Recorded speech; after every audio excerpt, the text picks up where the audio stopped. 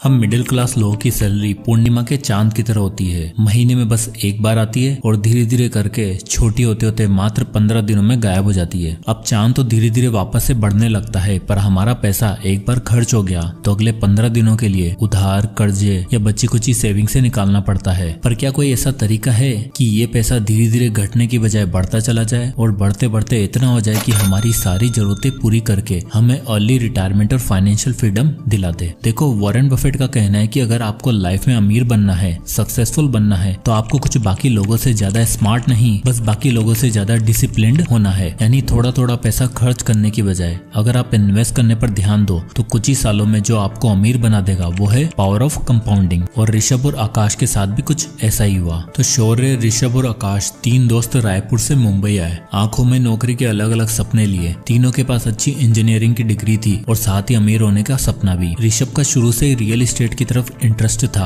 और आकाश का stock market की तरफ। तो वहीं शौर्य सिर्फ अपनी लाइफस्टाइल अच्छी बनाना चाहता था। शौर्य को लाइफ में हर चीज जल्दी चाहिए थी और लकीली तीनों में सबसे पहले नौकरी लगी भी तो शौर्य की। महीने की 30,000 तनख्वाह पे मुंबई में शौर्य ने सारे सपने पूरे करने का डिसीजन बना लिया। मुंबई का पार्टी कल्चर, लिविंग एक्सपेंसेस, खाना पीना और अलग अलग डेस्टिनेशन शौर्य को भी भाग गए और वो हर महीने ये सारी चीजें जरूर एक्सप्लोर करता। 23 साल का शौर्य अब ज्यादा समझदार और इंडिपेंडेंट हो चुका था। उसे फैमिली तो चलानी नहीं थी, बस अपना करियर बनाना था। इसलिए उसने ऋषभ और आकाश से अलग रहने का डिसीजन लिया, जहां उसके बाकी ऑफिस कलीग भी रहते थे। आए तो तीनों साथ थे, पर शौर्य अब अपने ऑफिस के पास वाली सोसाइटी में एक अपार्टमेंट में रहने लग गया था, जहां का रेंट था 10 से 12 हजार रुपए और ये जगह उसके ऑफिस से नजदीक भी थी। वहीं आकाश और ऋषभ ओल्ड पनवेल में रहते थे, जहाँ रेंट और प्रॉपर्टीज काफी सस्ते और अपॉर्चुनिटी ज्यादा। अब ऋषभ को शुरू से रियल एस्टेट में इंटरेस्ट था और जब वो पनवेल शिफ्ट हुआ तो शुरू के 3-4 महीने उसके पास नौकरी नहीं थी। वो अपने पिताजी से पैसे मंगवाकर अपना खर्चा चलाता। अब ऋषभ सिर्फ नौकरी नहीं ढूंढ रहा था, वो पनवेल में और नवी मुंबई में रियल एस्टेट प्रॉपर्टी पर स्टडी कर रहा था। 2009 में 23 साल का ऋषभ 10 रुपए की चाय और वड़ा पाव पर गुजारा करके इतनी इन्फॉर्मेशन हासिल कर चुका था कि बस उसे एक बड़ी न्यूज और एक बड़े अमाउंट की जरूरत थी। ऋषभ को पता चला कि नई मुंबई अगले 10-15 सालों में खूब डेवलप होने वाली है। यहाँ मेट्रो आने वाली है और ये ओल्ड पनवेल भी नवी मुंबई के डेवलपिंग हिस्सों में आने वाला है। तो ऋषभ ने एक रियल एस्टेट कंपनी में नौकरी पकड़ी, जहां उसकी तनख्वाह बहुत कम थी, मात्र 15,000 रुपए, पर इन्फॉर्मेशन का भंडार था। सडनली ऋषभ को पनवेल में एक ऐसी प्रॉपर्टी मिल गई जहां कंस्ट्रक्शन शुरू होने वाला था और वहां लैंड अलॉट हो रहे थे। ऋषभ ने अपने पापा को फोन करके 15 लाख रुपए इस प्रॉपर्टी में इन्वेस्ट करने के लिए कहा और ये वादा किया कि 10 साल के अंदर अंदर यहाँ डेवलपमेंट होने वाला है और हम इसी 3-4 प्रॉपर्टी खरीद के पूरी तरीके से फाइनेंशियली फ्री हो जाएंगे। अब एक इंडियन फादर कहाँ मानने वाले थे, पर कैसे भी करके ऋषभ ने उन्हें कन्विंस किया और 15 लाख रुपए डलवा लिए। साल 2011 में वो प्रॉपर्टी बनकर तैयार हो गई। उसके साथ ही वहाँ शॉपिंग कॉम्प्लेक्स, हॉस्पिटल, स्कूल बना। ऋषभ ने वो प्रॉपर्टी रेंट पर डाली और 2% का रेंटल यील्ड निकाला। अब ऋषभ की प्रॉपर्टी का दाम बढ़ते जा रहा था और शुरुआती 5 सालों में उसकी प्रॉपर्टी ने रंग दिखाना शुरू कर दिया और 5 साल में उसकी प्रॉपर्टी की वैल्यू 30,17,000 हो चुकी थी और उसे मंथली 60,000 रुपए रेंट आने लग गया था। साथ ही उसकी जॉब भी अच्छी होती जा रही थी। ये दिखाता है कि ऋषभ ने पैसा कमाने से भी पहले उसको ऐसी जगह इन्वेस्ट करने के बारे में सोचा जहां उसको फ्यूचर में इनकम आती रहे। वहीं दूसरी तरफ शौर्य 2011 में 25 साल का हो चुका था और अब उसकी लाइफ पूरी तरीके से चेंज हो चुकी थी। उसे मुंबई की फ्लैशी कल्चर की आदत लग चुकी थी और अब वो लाइफ के बड़े बड़े परचेज बिना कुछ सोचे समझे करने लग गया था। 50,000 सैलरी होने के बाद और 3 साल नौकरी करने के बाद शौर्य हर वो काम करने लग गया था जो उसके कलीग किया करते। उसके दोस्तों ने गाड़ी खरीदी तो शौर्य का भी मन हुआ कि अपनी गाड़ी ली जाए। भाई साहब शोरूम में जाते हैं और इन्हें पसंद आती है 6 लाख रुपए की सेडान गाड़ी। अब 6 लाख रुपए एक साथ तो नहीं थे, तो बनवा ली EMI।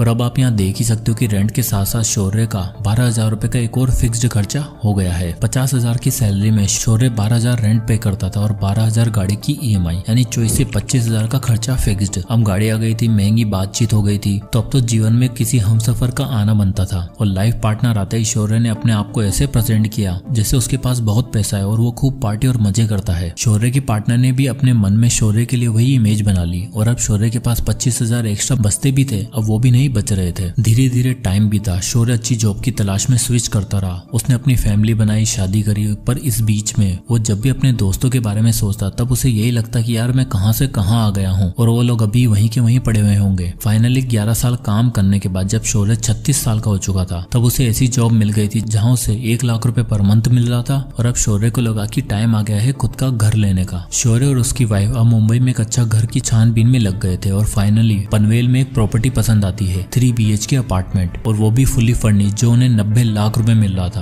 अब 1 लाख की सैलरी वाला आदमी, चलो दोनों मियाँ बीवी की कंबाइंड इनकम 2 लाख भी मान लो, तो 90 लाख तो एक साथ अफोर्ड कर नहीं सकते थे। इसलिए उन्होंने 20 लाख की सेविंग से डाउन पेमेंट करी और बचे 70 लाख की EMI बनवा ली। अब आप यहाँ देख ही सकते हो कि लगभग 58,000 पर मंथ की EMI पे उन्होंने फाइनली अपना ड्रीम हाउस ले ही लिया। सारा पेपर वर्क और लोन प्रोसीजर कंप्लीट होने के बाद जब प्रॉपर्टी ओनर का खुलासा हुआ तो शौर्य के होश ही उड़ गए। असल में जिस नवी मुंबई में शौर्य ने प्रॉपर्टी खरीदी थी वो ऋषभ की ही प्रॉपर्टी थी, एग्जैक्टली वही प्रॉपर्टी जो उसने 2011 में 15 लाख रुपए की खरीदी थी। और अब आप यहाँ देख ही सकते हो कि 11 साल बाद यानी 2022 में जब वो अपनी प्रॉपर्टी बेचने गया तब उसकी वैल्यू 69,78,000 रुपए हो चुकी थी और उसने शौर्य को वही फ्लैट 90 लाख रुपए में बेचा। दरअसल ये परिवर्तन इसलिए हो पाया क्योंकि 2011 में दिखने वाला पनवेल अब 2022 में कुछ ऐसा दिखता था, जहाँ सब कुछ पूरी तरीके से डेवलप्ड हो चुका था। ऋषभ ने जो स्पेकुलेट करके प्रॉपर्टी का दाव खेला था वो बिल्कुल सही बैठा और अपनी नौकरी के साथ और कमाई हुई अर्निंग्स को वापस रियल एस्टेट में इन्वेस्ट करते करते अब उसके पास नवी मुंबई में 4 प्रॉपर्टीज थी,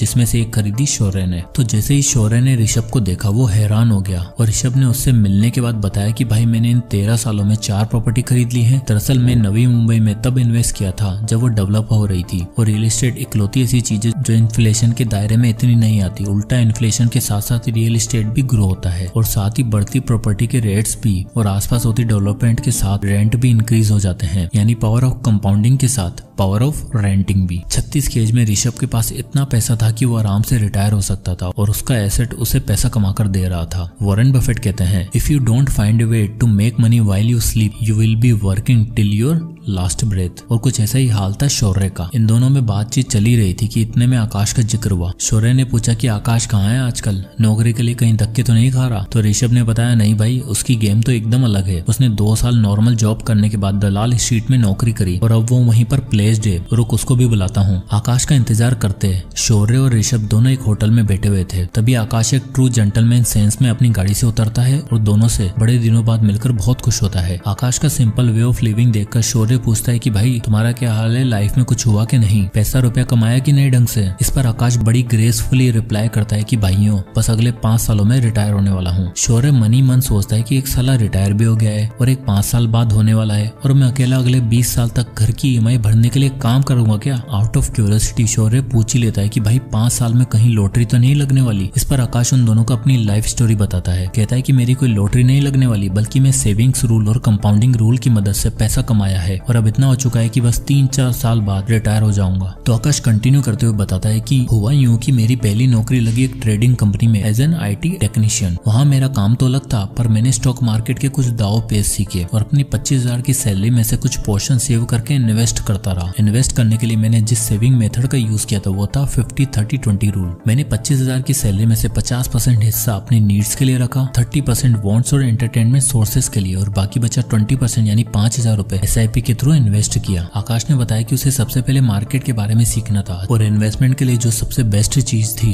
वो था इंडेक्स फंड। इसलिए उसने 5,000 रुपए इंडेक्स फंड में SIP करने का फैसला लिया। इंडिया में निफ्टी 50 इंडेक्स फंड सालाना 10 से 12% का रिटर्न देता है और स्टॉक इस बीच में कैसे परफॉर्म करते हैं आकाश ने अच्छे से सीख लिया था। 5 साल इन्वेस्ट करने के बाद और स्टॉक मार्केट के बारे में सीखने के बाद आकाश को समझ आ चुका था कि अब अगर पैसा कमाना है और अर्ली रिटायरमेंट चाहिए तो अपना बिजनेस बिल्ड करने के साथ साथ इन्वेस्टिंग शुरू करनी होगी। आकाश अब अपनी जॉब के साथ साथ फ्रीलांस फाइनेंशियल असिस्टेंट भी दिया करता था। 28 की उम्र में जहां लोगों को समझ नहीं आता कि UPSC की पढ़ाई करें या नौकरी करें, वहीं आकाश 3 काम करके पैसा कमा रहा था और महीने का 1 से सवा लाख रुपए अर्न कर रहा था। इसके बाद आकाश ने बताया कि सबसे पहले मैंने जो 5 साल SIP से पैसे बनाए थे उसको मैंने विड्रॉ किया। उसने बताया कि 5 सालों में उसने निफ्टी 50 इंडेक्स फंड जो उन्हें एवरेज सालाना 10 से 12% का रिटर्न दे रहा था, वहां से उसके 5,000 रुपए 10% के स्टेप अप से 5 सालों में 4,92,000 रुपए बन चुके थे। इन 4,92,000 में से उसने 8,000 एक्स्ट्रा ऐड किए और सबसे पहले 5 लाख रुपए की लमसम इन्वेस्टमेंट करी स्टॉक्स में। इस स्टॉक पोर्टफोलियो में उसे 17% का एवरेज रिटर्न मिल रहा था और आप 10 साल बाद देख ही सकते हो उसके पास कितना पैसा हो चुका होगा, 24 लाख रुपए। पर आकाश जानता था कि अर्ली रिटायरमेंट के लिए सिर्फ इतना काफी नहीं था, इसलिए उसने निफ्टी 50 इंडेक्स फंड में फिर से SIP करने का फैसला किया, पर इस बार 5,000 की नहीं बल्कि एक तगड़े अमाउंट की। आकाश चाहता था कि वो मात्र 10 से 12 साल में 1 से 1.5 करोड़ के अमाउंट को सिक्योर करने के बाद रिटायर हो जाएगा, जिसके लिए उसने डिसाइड किया कि हर महीने वो 1,20,000 की इनकम में से 30,000 पर मंथ इन्वेस्ट करेगा और 732 रूल कंपाउंडिंग का यूज करेगा। तो ये 732 रूल ऑफ कंपाउंडिंग कहता है कि अगर आप एक सर्टेन अमाउंट हर साल 10% से इंक्रीज करते हो तो पहले 7 साल में आपके पास 50 लाख रुपए होंगे, फिर अगले 50 लाख मात्र 3 सालों में बन जाएंगे और अगले 50 लाख के लिए सिर्फ 2 साल का और इंतजार करना होगा। आकाश ने वो सर्टेन अमाउंट डिसाइड किया 30,000 रुपए और कैलकुलेशन करी जो कुछ इस तरह आई। यानी आकाश की कैलकुलेशन बिल्कुल सही बैठ रही थी। आप देख ही सकते हो कि 7 साल में 50 लाख, फिर 10वें साल में 1 करोड़, 12वें साल में 1.5 करोड़। प्लस में जब तक वो रिटायर होता